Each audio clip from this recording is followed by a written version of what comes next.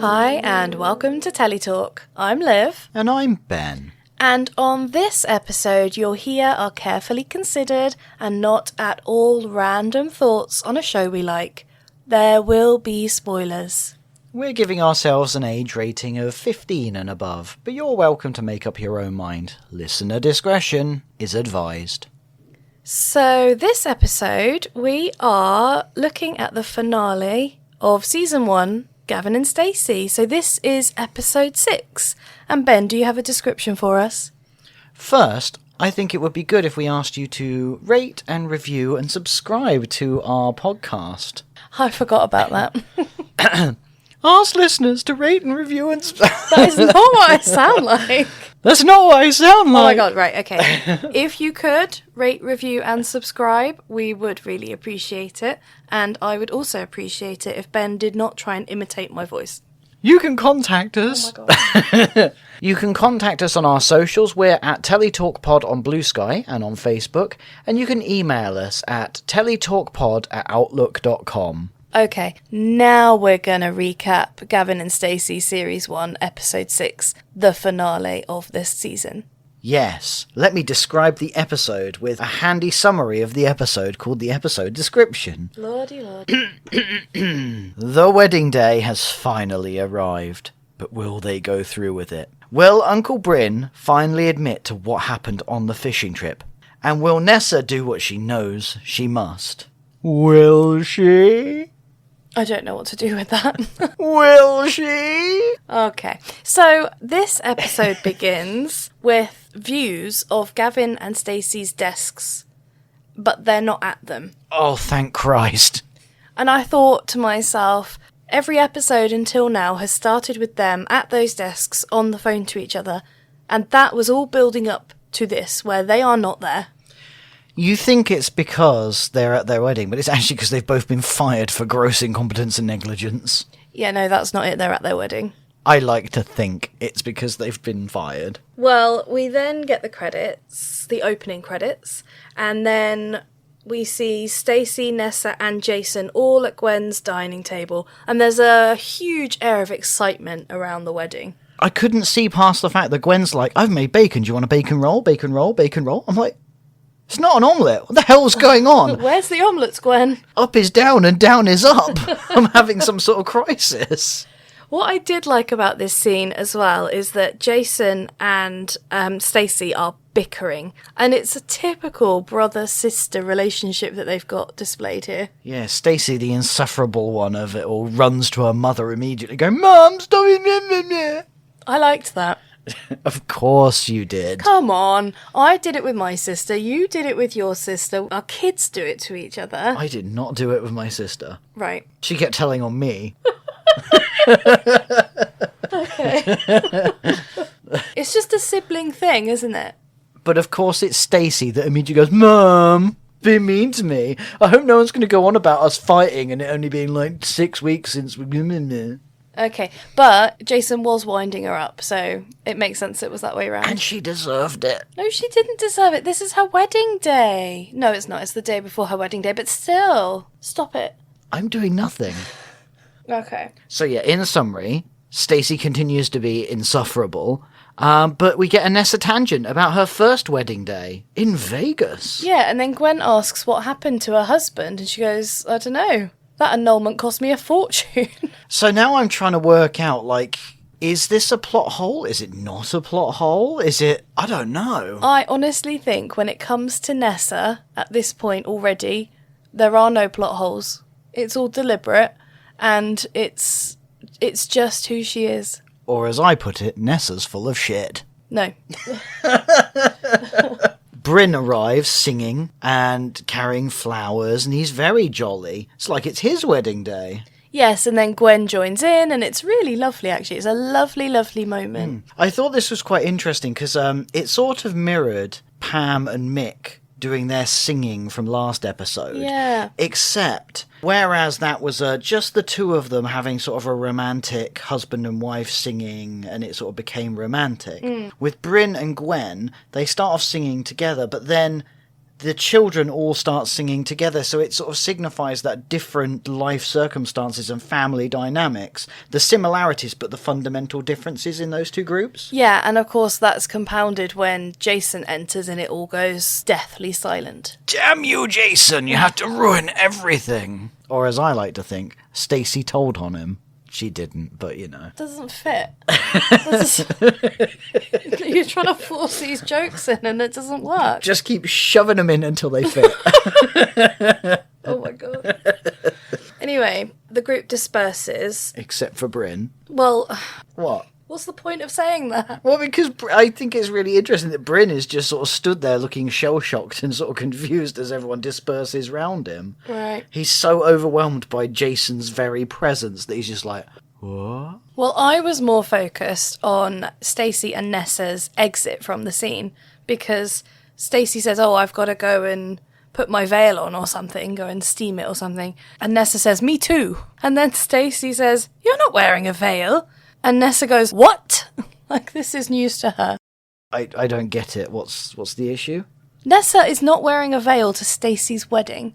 Why? Traditionally, only the bride wears a veil. Oh, is it like traditionally only the bride wears white? Is it the Are same? you being stupid? Do you know what a veil is? I know what a veil is, but I'm not aware of the traditions around it. I can be Are you both serious? I can be both serious and stupid. So, right, have you ever seen a bridesmaid wearing a veil? No. No. Have you ever seen a groom wearing a veil? Oh, I might have seen that. No, you haven't, because it's stupid. That doesn't mean anything. I've been a bridesmaid. Yeah, I know that. So, You didn't wear a veil, though. No, true, but if I'd have known it was an option... It's not an option. Are you suggesting it's unavailable? Oh, my God. Worth it. Oh, my God. Cut! To Gavin getting ready while Smithy cackles. I'm going to go with cackles. Yes, he is, like, putting the last finishing touches to his best man speech, and he is making himself laugh. Yeah, this is very definitely pride before a fall, isn't it? Absolutely. He has a lot of confidence in this speech. A lot of unearned confidence. But then Gavin shifts the tone to be somewhat more serious, and he seeks reassurance from Smithy. And against all odds and himself, Smithy does give him reassurance. He does. He says that Stacey and Gavin are two peas in a bag. After pointing out that no one wants this marriage to fail more than he does. Which, as a starting line for reassuring Gavin, is quite the opening, but in the most Smithy way possible, he does reassure him. It's just so interesting. Yeah, and then Smithy leaves as Pam enters, and he's got this carrier bag with him. Oh. And Pam says, what's the bag for? And he goes, it's a bag full of comedy gold. It's a bag full of tat is what it is. It's reminiscent of those Tesco carrier bags that we saw in episode 2, was it? It's just a normal carrier bag. I say normal. We don't see them anymore. They don't exist. So then we cut to... That's the woman I married. So then we cut to Nessa and Stacey, and they're getting in the cars, ready to go to the wedding. I have a question. Go on then. So Nessa checks in with Gwen that she's got her sling. Yeah. What's up with that? I don't know. Oh. But Nessa referred to her sling in episode 1 when she arrives to Stacey's house so that they can go to London together. She has that tiny handbag and she says, I got some Tic Tacs in my sling. I don't need anything else. Okay. I'm presuming it's something to do with sex. I feel like we are missing something out here and someone's probably laughing at us.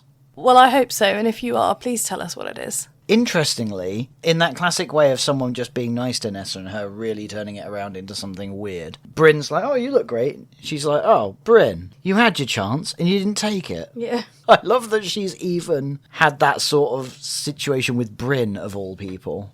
There's something I want to say, and it's there, but it's gone. So, I don't know, I might just have to leave that. Just assume that it was hilarious. Oh, thanks for that. But just before they get in the car, Bryn and Stacey just have a tiny little moment. And I feel like this is the moment where Bryn actually sort of like figuratively steps into that father role that he's filling. Yeah, I agree. And from there we cut to the Shipman family. So we've got Gavin and Smithy waiting outside the church, and you get to see that Gavin's really nervous. He's sort of bunging a cigarette off of Smithy, and then Smithy's checking his breath. Just little things. It's quite high energy, this moment, and we see the lads arriving, all their partners arriving. We get Jason and Jose arriving, and it's all quite jovial and happy. And then the problematic banter starts. Yeah. About weight and sexuality. Yes. So maybe we just leave that there. Yeah. Leave that back in 2008. Yes. And then Pete and Dawn arrive to save us all. Oh my god, it gets worse. Well, it's interesting, I thought, because I thought there was a bit more nuance to this bickering here than you normally get with Pete and Dawn, because you can see Pete starts off by going, "Don't do it, Gavin," and we see Pete and Dawn is actually laughing and smiling along. And there's a real point where Pete just takes it a little bit too far and her face drops and it turns and then she gets offended. So I think it's just there to show that there is a certain amount of playing up to this and that they're both complicit in it and it's okay until a certain point. Yeah, you've done that to me, where it's funny until it's not funny. Well, this turned and bit me in the arse. Didn't it just? Yeah. Well, I also liked how this moment of Pete warning Gavin is actually mirrored in the finale, the actual finale of the whole thing that aired this Christmas, where Pete is saying to Smithy, "Marriage is for life. You can't escape even if you think you can." Yeah, so it just goes to show they carry on like this forever. There's no let-up. Yeah. And that's kind of the theme for this episode, because Pete and Dawn are sort of a through line throughout this whole episode, and it's just sort of an unceasing onslaught. It just gets worse and worse between them. Yes, it does, but we can look forward to that later. Yeah, so now we cut to Bryn and Stacey in the car on their way to the church. And this is a really, really touching moment. This show had no right to blindside me with this scene. This is supposed to be a happy, clappy, fun, romp of a show. And they dropped this emotional anvil on me. And I wasn't emotionally prepared for this. Yeah, because Bryn presents Stacey with a letter written by her father 3 weeks before he died. And we do have a bit of comedy in here, because Bryn offers to read it, and he says, "Do you want me to do the voice, with the lisp and everything?" And I thought that's quite a nice call to Rob Brydon's talent as an imitation artist. But she says no, Stacey says no, and Bryn reads the letter in a very sincere and genuine way. Yeah, and it hit me really hard, Yeah. This did, because I think a lot of people have been in the situation of a wedding where someone close to them isn't around anymore. So on our wedding day, my mum wasn't there because she died when I was a child, and I remember having quite conflicting emotions throughout parts of the day. And I think this is something that you don't see a lot in these sort of things, especially not in a comedy show. Yeah. And so this came out of left field, but it was so poignant, and they spent quite a lot of time of the episode on it, and it was so real and so heartfelt, and I wasn't prepared for it, and I certainly wasn't prepared for it in a scene that involves Stacey. And it's because it's coming from Bryn as well, who's so earnest. It's really powerful. Yeah. And they do it very, very well. It's a beautiful scene. But, that being said, we can't really say anything funny about it at this point, so let's move on. Okay. So we cut back to the church, and we see Smithy just checking in with Gavin to see if he wants to go ahead with the wedding. And I thought that was quite a nice touch, actually. It's something that happens in my family, and people checked in with me on my wedding day. I had to check in with my sister on her wedding day, and no doubt it will continue down the line. You're looking horrified. I'm remembering on the day that I asked permission for your hand in marriage, and weirdly enough, that very same day, you had like 3 separate members of your family go, "Are you happy? Yeah. Are you happy? How are you doing?" Yeah, they just wanted to check in that all was well. Fortunately, you were oblivious and were just like, "Yeah, it's great." Yeah, I did. After the third person asked me if I was happy, I did suspect that something might be up. You said, like, "Is something up, Ben?" Because my family are all checking in that I'm okay. Yeah, I thought something was wrong with my face. I wasn't suspicious that you'd propose. I was worried that, like, I was giving off weird energy. It just turns out they were really surprised you were happy with me. Yeah. Yeah. Well, there you go. But to be fair, Gavin does repay the favour to Smithy all the way down into the finale by, getting involved in his wedding, shall we say. Yeah, he does. Anyway, so the bridal party starts to enter, and my gosh, we have some very pretty flower girls. They're wearing beautiful dresses, beautiful flowers, walking so nicely, and there's so many of them. And I thought, oh my gosh, this makes for such a wonderful wedding experience. All these girls dressed up in their finery and really creating a loving atmosphere around Stacey. Notably, no page boys or ushers or anything. Yeah, that's true. We didn't see any of those, did we? Having said that, I feel like Smithy might be quite enough for that. But I thought it's a nice touch that Stacey's clearly invited all the young girls that she knows to get involved in her wedding. And that's such a lovely thing to do. I uncharitably was like, oh, of course Stacey's got a bajillion flower girls and bridesmaids and stuff. That's just classic diva Stacey behaviour.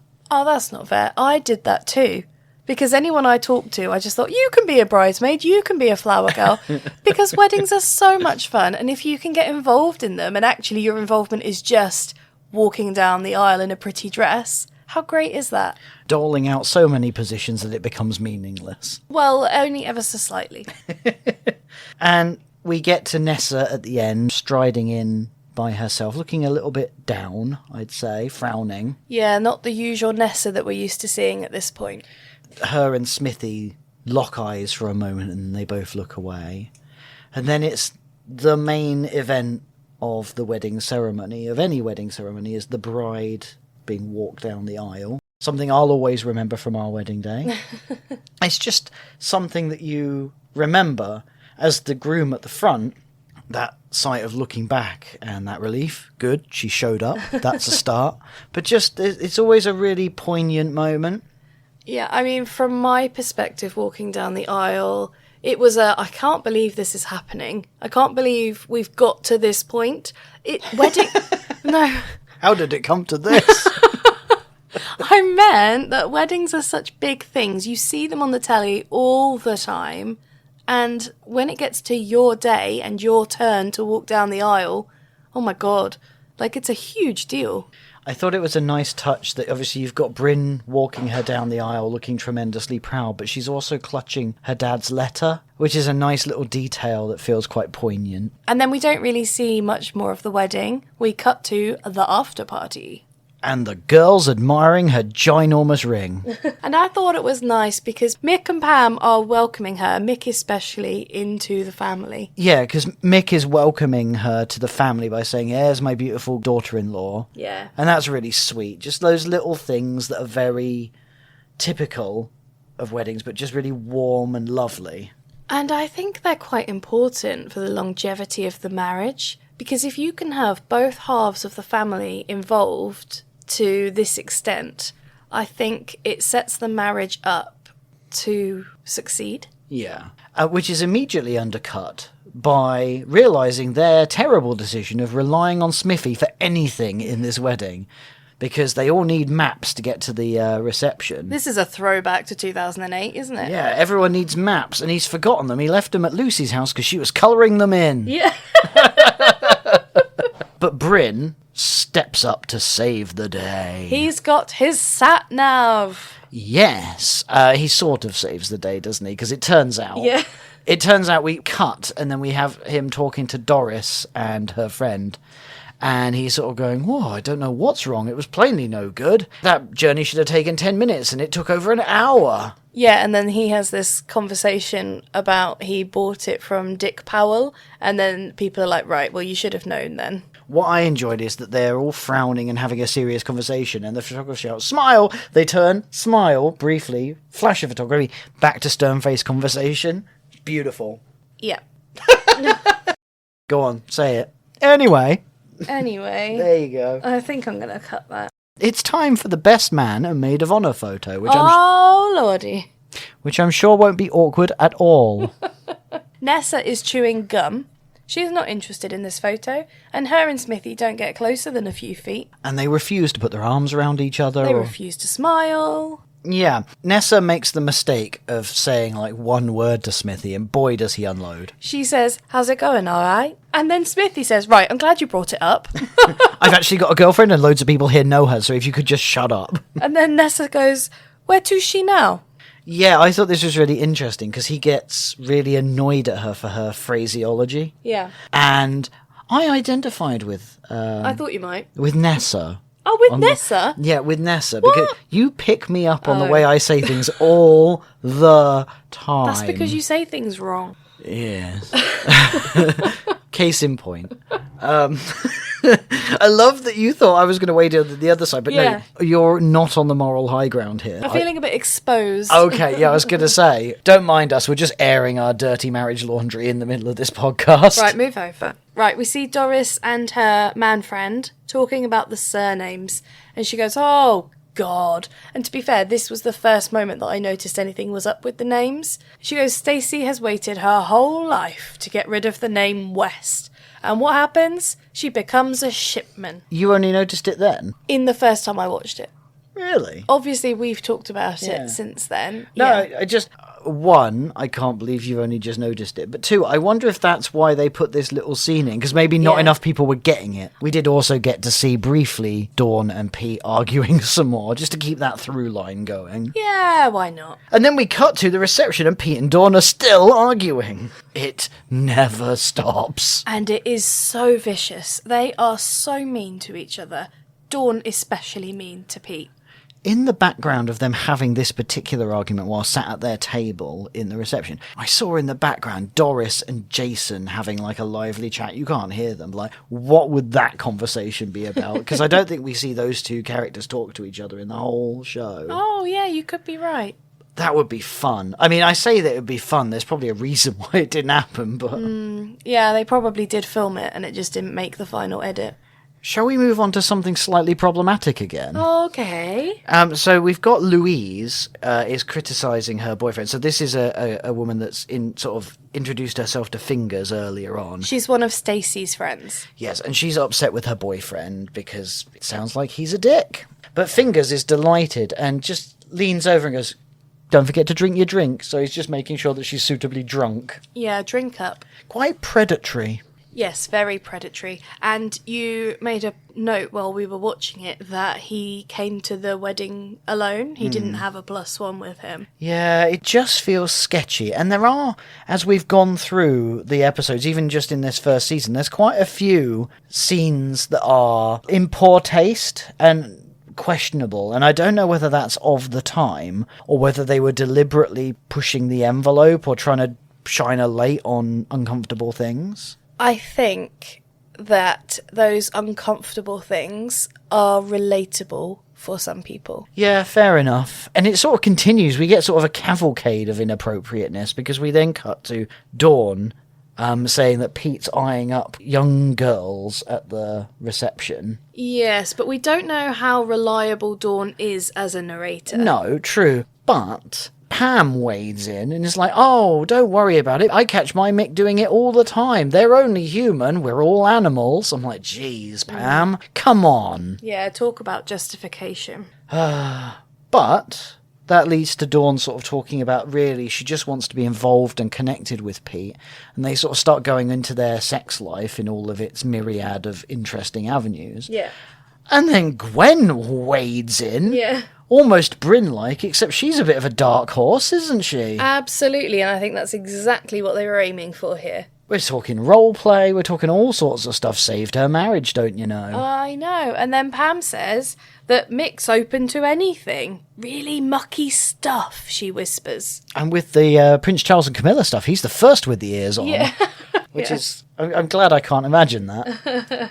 So then we go to the speeches. Yep. Such as they are. My first instinct was that this seems a bit weird because you get Smithy saying, oh, it'll be my speech in a minute, but you got to listen to these boring bastards first. Yes. But then only Gavin talks. Yes. Did they cut something?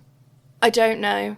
maybe it was just always this way. Yeah, and with Gavin's speech, because he does the groom speech to start with, I found myself having mixed feelings about this. Right. Well, it was quite touching, like in the, I didn't know what people meant when they said you'll know. About the one. Yeah, the one. And that was all very nice. But then he starts talking about, like, I only met her 9 weeks ago. And I'm like, oh, God, that is overly quick. Yes, but to his point, he did know. Yeah, but it's a fictional show, and so it's annoying. We have this same problem with Death in Paradise, where, it works out because it's fiction. Well, Stacey is beaming. She loves this speech. Smithy, on the other hand, gets very upset. I smell a tantrum. Yeah, well, I don't think it's a tantrum so much as he just can't do his speech.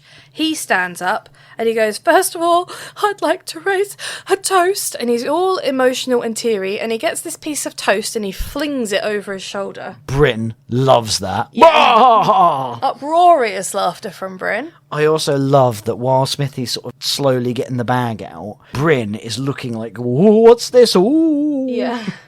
It's brilliant. Well, we have to note here as well that whilst Bryn is laughing, everyone else is silent. They are very aware that this is not going well. Thank God for Mick. Yeah. Mick just stands up and goes, to the bride and groom! Yes, and that was perfect. And everyone was happy with that. And then speeches are over. Thank goodness. Yeah, thank goodness for Mick and his level head. And then we cut to everyone talking about Smithy and how much of a twat he is. That is not going to help his tantrums. No, but I think at this stage nothing's going to help his tantrums. Yeah, so at this point we start seeing quite small, short cutaways from different conversations from the guests. And we see Pam unable to resist explaining that they paid for the wedding. Poor old Mick. This is not unusual. He knew this was going to happen, and it did. He's embarrassed because he just wanted to let it be and not mention it. Although, the woman that was talking to her, going like, oh yeah, that woman, the widow. Yeah. Wow. Yeah. Classy.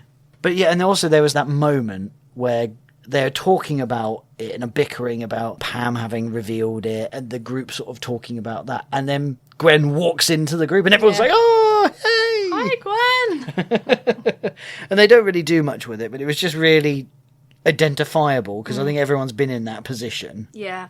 And we see then Jason chatting to Gavin and Stacey, and talk of Essex gets brought up. I'm starting to think that Gavin and Stacey don't really communicate. I know, because they're talking about living in Essex, and then Stacey says, but it's okay because we'll be coming back to Barry every weekend. And Gavin says, no, not every weekend.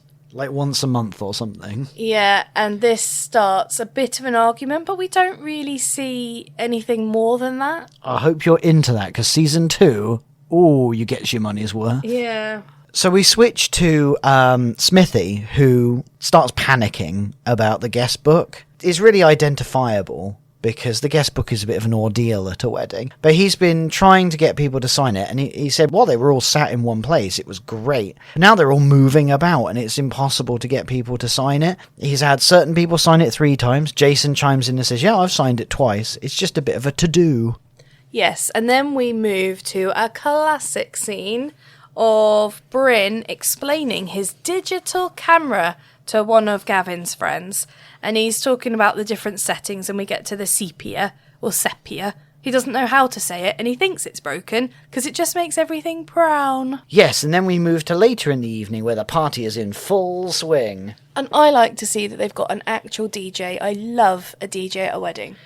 Yeah, and when we sort of see the wider wedding reception as part of this, it really felt like our wedding reception, because it was in the same sort of venue, live DJ and everything. It just felt really identifiable. Yeah, it felt like you could just join right in and dance with them on the dance floor.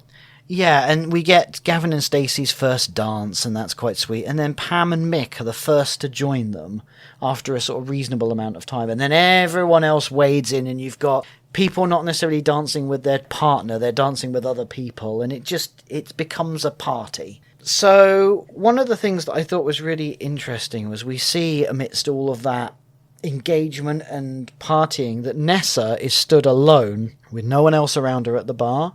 And it was really illustrative that sometimes these really big close events can actually be incredibly lonely if you're there on your own, especially when these sort of more pivotal points happen and everyone who's coupled up sort of wades in. People on their own can be left there and feel very isolated. Yes, because alongside this, we see Bryn, another person who's single and on his own, going outside. And Jason goes, do you know what? This is the time for me to harp on about the fishing trip. Let's wade in. Yes, so we actually get a bit of detail here because Jason tries to reassure Bryn by saying, lots of people do it and it's not against the law. How intriguing.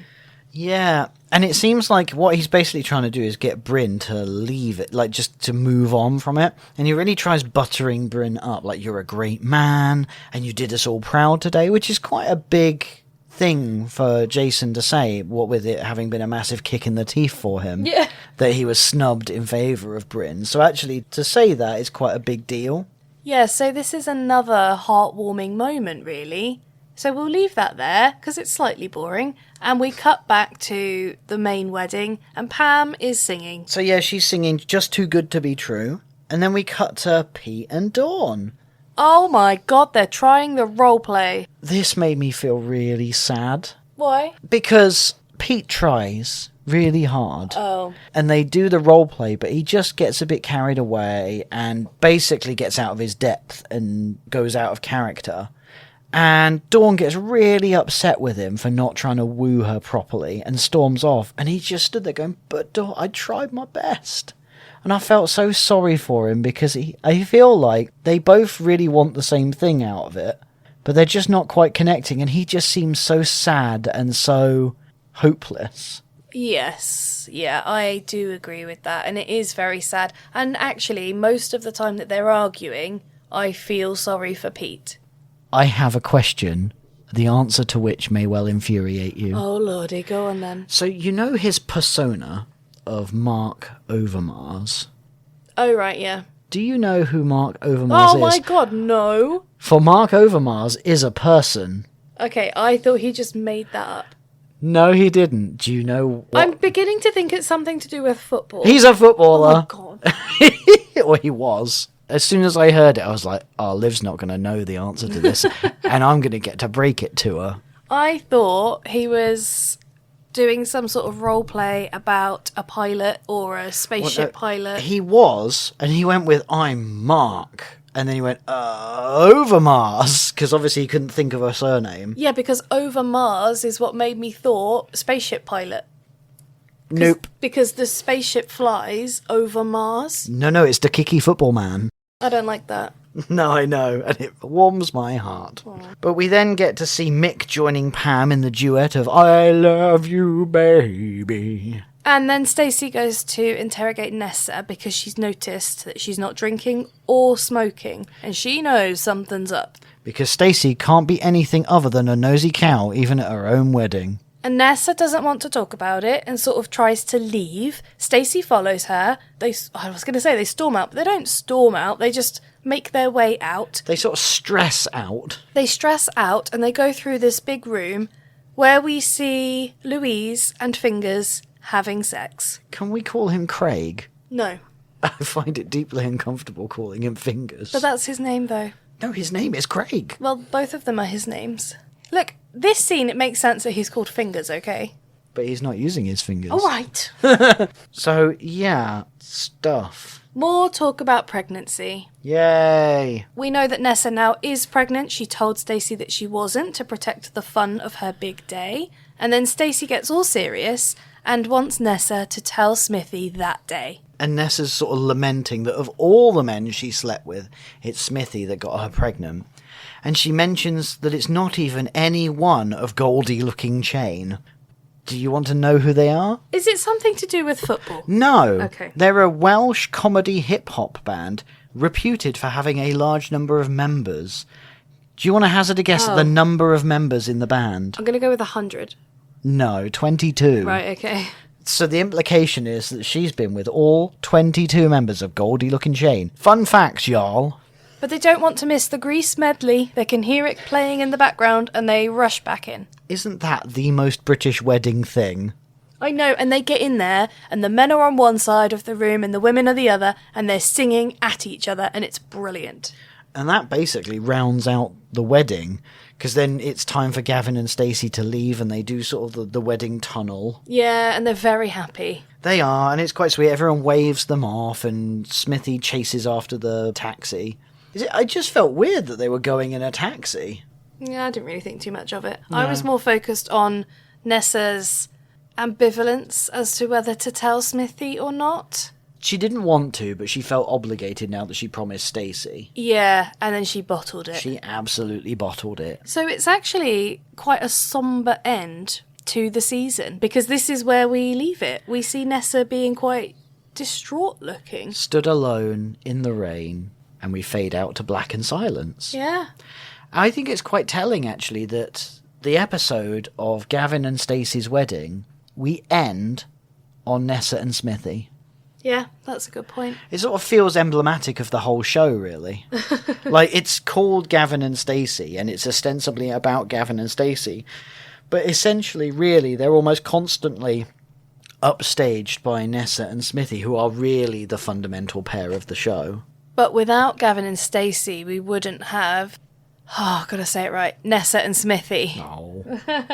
Yeah, that's true. So it felt quite appropriate and felt symbolic of, like we said, the rest of the season. Yeah, absolutely. So, what did you rate it?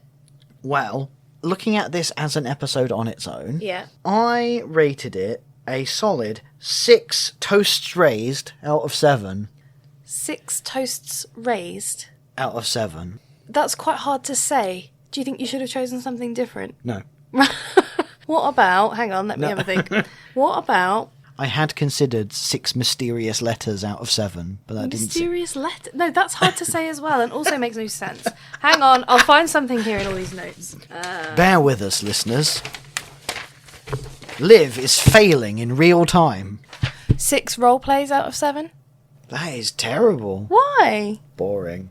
6 members of Goldie Looking Chain out of There 7. you go. No. Except there's more than 7 from Yeah, what I you've know, said. exactly. So it's 6 toast raised out of 7. No, I don't like that. I don't care. What did you rate it? I gave it 8 out of 10. I thought it was a nice solid episode, but we have had better. 8 what out of 10? Just 8 out of 10. Okay, and actually we're at the end of the season now. Yeah. So we've finished this season of Gavin and Stacey. We're probably going to take a little bit of a pause. Yes, because Married at First Sight Australia is taking over our time. Crikey!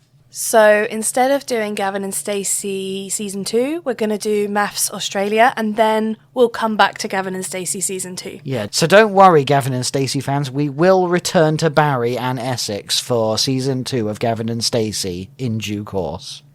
And on that note, that's all, folks. If you have the time, we'd appreciate it if you could rate and review the pod. Your thoughts and input mean a lot to us. Thank you for listening. Toodles. Bye. That felt wrong.